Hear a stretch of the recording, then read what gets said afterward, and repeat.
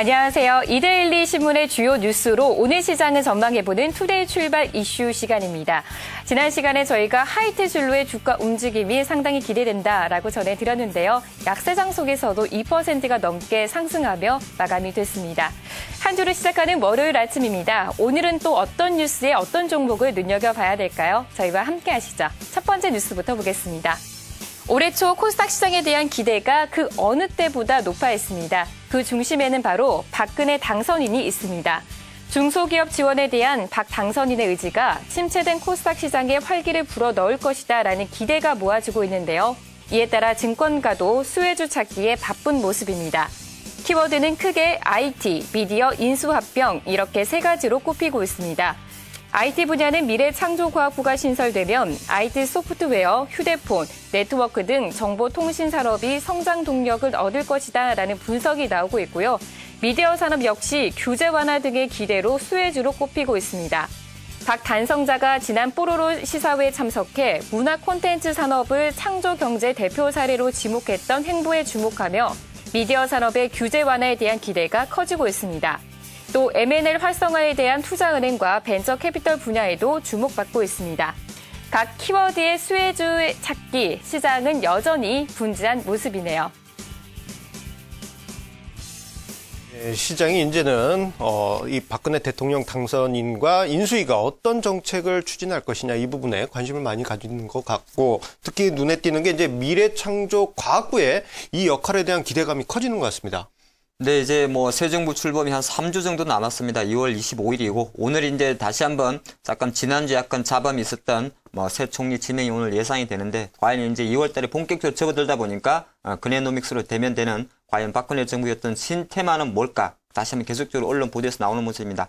오늘 기사 내용을 보면 MIM이라고 좀 표현이 됐네요. 바로 IT, 미디어, M&A 인수 합병 관련 테마에 대해서 상당히 좀 좋은 기사 나오는데, IT 쪽은 많이 나온 대로 말씀하신 대로 미래창조과학부의 신설이라는 그런 새로운 아이템 자체가 스마트 기기라든지 전자결제 시장에 조금 후폭이 될 것 같고요.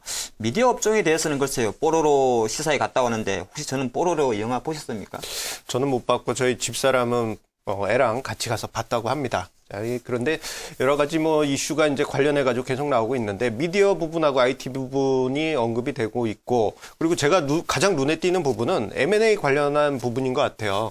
사실 이제 그 M&A 시장이 2008년 금융위기 이후 크게 죽은 그러한 모습이 있었는데, 만약에 정말 이제 이번에 새로운 정부에서 M&A에 대한 활성화를 추진하게 된다면은, 자, 이와 관련한 산업들 한번 기대를 해볼 가능성이 크지 않겠나, 그렇게 생각이 되고요. 그리고 M&A를 보통 추진하게 될 때는, 이 주관사라고 해야 되나요? 그런 회사들이 보통 증권사나 또는 창투사, 그리고 또는 캐피탈도 일부 참여하는 그러한 경우가 있기 때문에, 어떤 그 증권사를 중심으로 한 금융주들의 강세 흐름이 저는 나타나지 않을까, 그렇게 기대를 해보고 있습니다.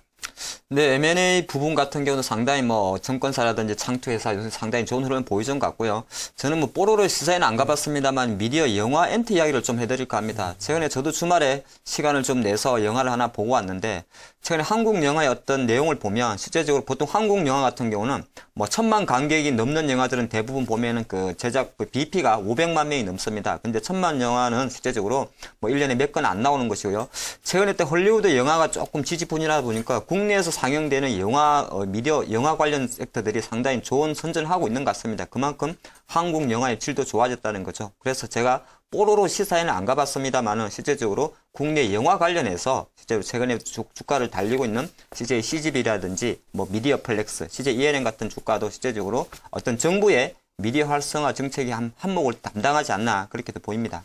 예, 최근에 이제 하창봉 앵커님 영화 자주 보시는 것 같습니다. 자, 미디어 관련주들, 그리고 제가 언급드렸던 M&A 관련한 증권 관련주들, 이러한 부분에 우리 관심 가져보도록 하겠습니다. 자, 그러면 두 번째 뉴스, 어떤 뉴스가 기다리고 있을까요? 네, 두 번째 이슈도 함께 해보겠습니다. 설이라는 민족 최대 명절이 닷새 앞으로 다가오면서 소비 심리 회복의 계기가 될 수 있을지 관심이 높아지고 있습니다. 백화점은 소비 심리 둔화로 지난해 매출이 부진했지만 설 연휴를 계기로 소비 심리가 되살아날지 주목하고 있는데요. 하지만 증권가 일부에선 명절 기간도 짧고 지난해 기저가 워낙 높아 큰 기대를 하긴 어렵다는 전망을 내놓기도 했습니다. 홈쇼핑 업종은 상대적으로 명절 효과에 대한 기대가 높게 형성되고 있습니다. GS 홈쇼핑과 CJ 오쇼핑의 최근 주가 상승세 역시 두드러지고 있는데요. 택배 업체들의 기대도 큽니다. 최근 택배 요금 인상 이슈와 맞물리면서 관련주의 주가도 연일 상승세를 보이고 있습니다. CJ 대한통운은 올 들어 20%의 주가 상승률을 기록하고 있습니다. 백화점과 택배, 홈쇼핑 이들의 올 특수 기대해도 좋을지 관심이 모아지고 있습니다. 네, 우리나라 최대 명절은 바로 설이죠. 저도 이제 고향이 지방이라 주말에 내려가야 되는데 이번에는 연휴도 좀 짧고 또 어제 이번 주말에 때 아닌 폭설이 와가지고 좀 걱정이 되는데 제가 이 기사를 보면서 사실 백화점이라든지 마트 아니면 홈쇼핑 많이 생각나고 했는데 가장 사실은 개인적으로 많이 고민했던 섹터는 바로 택배 회사들이 늘어나는 물동량에 비해 가지고 배달을 가야 되는데 갑자기 물량이 많으면 어떡할까 그 고민도 잠깐 됩니다. 예, 택배 업체들에 대한 고충이 또 눈도 많이 와가지고 오늘 관련된 택배 그 업에 계신 분들 많이 고생하실 듯 싶은데요. 자, 그런데 제가 그 눈에 띄는 대목 중에 하나는 이 그 연휴 기간이 너무 짧다는 것이죠. 이 보통 그래도 설 연휴다 하면은 한 징검다리 연휴까지 끼어서 한 일주일 가까이 좀 쉬어줘야지 제대로 된 이 설 연휴 이러한 기분이 드는데 이 토요일, 일요일, 월요일 그렇게 큰 연휴라는 느낌이 들지가 않습니다. 자, 그러다 보니까 자, 오히려 백화점이나 이런 데 가서 물건 그 선물을 사는 것보다 홈쇼핑에서 선물을 사가지고 어떤 지인들한테 선물을 한다든가 이러한 경우가 많아질 것 같습니다. 얼마 전에 저 같은 경우도 제 아는 지인이 사과 한 박스를 보내주셨습니다. 네, 그렇습니다. 말씀하신 대로 보면 지금 가장 수혜주를 보면 지금 지난주에 실적을 발표한 GS 홈쇼핑도 있었죠. 사상 최대 실적이 나왔다는 것 때문에 홈쇼핑주의 어떤 강세, 설 특수에 대한 강세는 누구도 부인을 못하겠습니다. 하지만 저는 여기서 조금 더 보태면 연휴 기간이 3일 정도 짧다면 보통 보면 예전에는 연휴 때 해외를 많이 갔죠. 근데 해외보다는 오히려 국내에서 놀지 않을까 봅니다. 그래서 오히려 주말에 실제로 영화관이라든지 CJ GGV 같은 영화관 쪽에 매기세가 조금 몰릴 수 있다는 것 조금 보겠고요. 또 하나는 GS 홈쇼핑이 잘 가는 중에 GS 리테일이 최근에 보면은 정부 규제 때문에 잠깐 주춤거리고 있습니다만은 편의점에 대한 매출 증가도 나올 수 있다는 겁니다. 눈도 오고 날도 춥고 기간도 짧기 때문에 멀리 안 간다 할 수 있는 생각. 즉 집에서 홈쇼핑으로 쇼핑할 수 있고 영화를 볼 수가 있고 또 작은 동네 편의점에서의 매출이 좀 증가할 수 있지 않나 그렇게 단편적으로 보는데 전체적으로 이번 특수의 어떤 그 관련주는 우리가 기존에 알고 있던 백화점이나 할인마트 굵직굵직한 회사보다는 오히려 실생활 가까이 있는 영화 관련주나 GS 리테일, GS 홈쇼핑 같은 홈쇼핑 관련주가 그래도 가장 주목받지 않나 보입니다. 예, 조금 더 이제 미시적으로까지 들어가 주셔가지고 GS 리테일이나 영화 관련된 CJ, CGV 이러한 종목까지 이야기를 해주셨는데요. 자, 홈쇼핑 관련주들도 관련된 이슈가 설 전까지 이어질 가능성이 크다라고 저는 그렇게 보고 있습니다.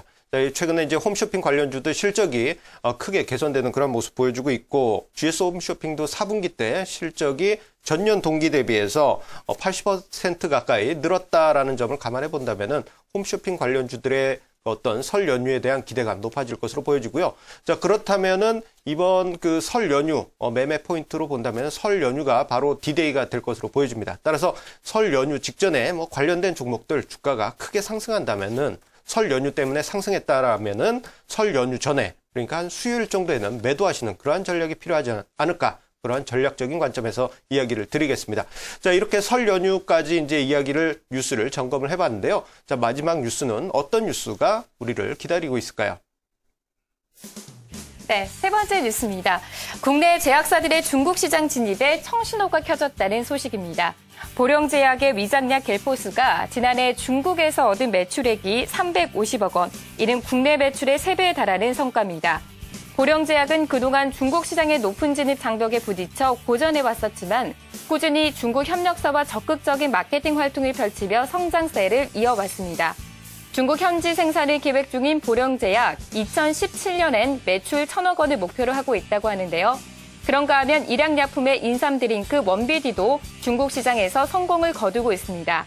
원비디의 작년 중국 매출은 250억 원, 1997년 수출을 시작한 이후 중국 현지에서 3억 병 이상 팔렸습니다. 최근엔 연평균 20% 이상의 성장세를 보이고 있는데요. 어렵기만 해 보였던 국내 제약사들의 중국 시장 진출기, 최근 급성장세가 반갑기만 합니다. 예, 중국 시장으로의 의약 제약업체들의 진출, 이 부분 사실 우리나라 시장하고는 비교가 되지 안 되죠. 거의 뭐 인구로만 보더라도 30배가 넘는 시장이니까 매출에도 큰 기여를 할 것 같습니다. 네, 그렇습니다. 보령제약의 겔포스, 이거 위장약이죠. 보통 술 마시고 먹는 걸 제가 아는데 보령제약 겔포스가 실제 중국 기사 내용을 보니까 중국에서만 벌써 350억 원의 매출, 국내 매출의 3배가 넘었다 그러니까 상당히 엄청난 거죠.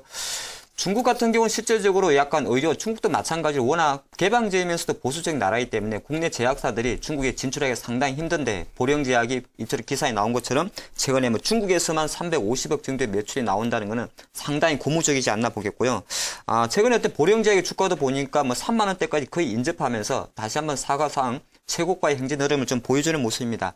물론 뭐 겔포스 이야기도 있습니다만 최근 보령제약이 되었던 상승 드라이버에는 바로 고혈압 치료제죠. 고혈압 신약 카나브의 매출이 해외 매출이 증가한다는 이야기가 있다 보니까 최근 어떤 제약주의 강세 흐름 속에서 중소형 특히나 해외로 진출하고 있는 중소형 제약사에 상당히 좀 주목이 되고요. 보령제약 지금 투자 관점에서는 제가 보니까 워낙 이제 제약주 흐름도 좋고 실적이 좋기 때문에 좀 긍정적으로 가져가지고 아까 조금 보니까 기사 중에서 또 원비디 이야기도 잠깐 있었던 것 같은데 그건 한번 다뤄보도록 하겠습니다. 예, 원비디 같은 경우는 이제 저 어렸을 때 80년대 저희 집에 이제 할아버지하고 할머니 많이 드셨던 그런 음료죠. 자, 이제 이게 생각해 보면은 이게 젊은 층한테는 잘 뭐랄까요, 어필이 안 돼 가지고 이게 팔릴까 했는데 이게 이제 중국으로 가가지고 잘 먹히는 것 같습니다. 자, 중국 같은 경우에는 한국이다 하면은 이제 바로 인삼이라는 이미지를 떠올리게 되죠. 과거 청나라 때, 명나라 때 하면은 우리나라의 인삼이 중국에서 거의 뭐 독보적인 입지를 차지했는데 원비디가 그런 이미지에 힘입어서 매출이 크게 증가하는 것으로 볼 수 있겠습니다. 국내 매출 대비해서 거의 3배 가까운 매출을 중국 시장에서 보여줬다는 점은 의미 있다 볼 수 있겠고요.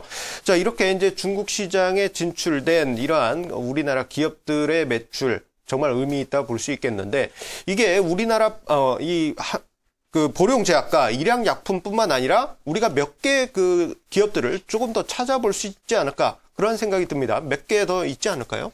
네, 보령제약과 뭐 일양약품만 있는 게 아니죠. 일양약품 원비디 이야기 조금 더 드리면 원비디 같은 경우는 자양강장제죠. 이게 사실 1990년대에 먼저 북경 아시안게임 공식 음료로 지정이 됐습니다. 지정이 됐고요. 실제적으로 본격 매출은 1997년도부터 실행을 했는데 그러다 보니까 중국 업체 내에서 국내에서 한 7번째로 유일하게 보건의약품 허가까지 받는 상당히 좋은 쾌거를 이뤘습니다. 그러다 보니까 최근에는 국내에서는 저는 저를 안 사 먹어봐서 잘 모르겠는데요. 중국에서의 매출이 그만큼 증가한다 보는 것이고 최근 어떤 제약주의 흐름은 맞습니다. 말씀하신 대로 뭐 녹십자나 유한양도 많이 있습니다만 중국 시장이나 해외 시장을 공략하는 많은 기업이 있는데 그 대표적인 기업이 바로 북경 한미로 대변되는 한미약품이 있겠죠. 한미약품 같은 경우는 최근에 1996년도에 북경 한미를 설립을 해서 지난 2011년도는 30%의 매출 신장이 나왔다. 그러다 보니까 최근에 한미약품의 주가 상승세도 사실은 중국 법인의 어떤 매출 실적과 좀 같이 상반된다 볼 수 있을 것 같고요.